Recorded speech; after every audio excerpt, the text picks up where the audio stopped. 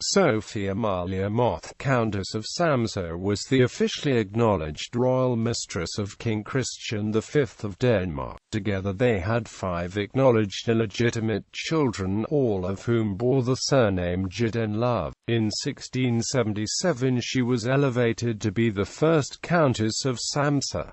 The still existing Danish noble family of Danneskiold-Samsøe is descended from her. Sophie Amalie Moth was the first officially acknowledged royal mistress in Denmark. Biography. Sophie Amalie was born on 28 March 1654 as the daughter of Paul Moth, Doctor of the Royal Court, and died at Dorothea Burenius.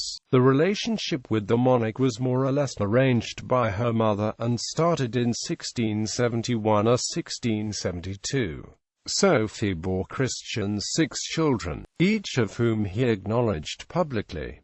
Consistent with the practice of his father and grandfather, all were given the surname Danneskiold. In 1677 Sophie Amalie was given the title Countess of Samsøe, a title which Chancellor Peder Griffenfeld had been deprived of after falling from favour. The relationship was known within the royal court from the start, but it was not official until she was given her title and officially presented at court. In 1679, her children were acknowledged. In 1685, they were officially introduced at court. Moth lived quite discreetly and did not have any political influence. The only times that she used her influence were when she secured a few favors from the monarch for some of her relatives.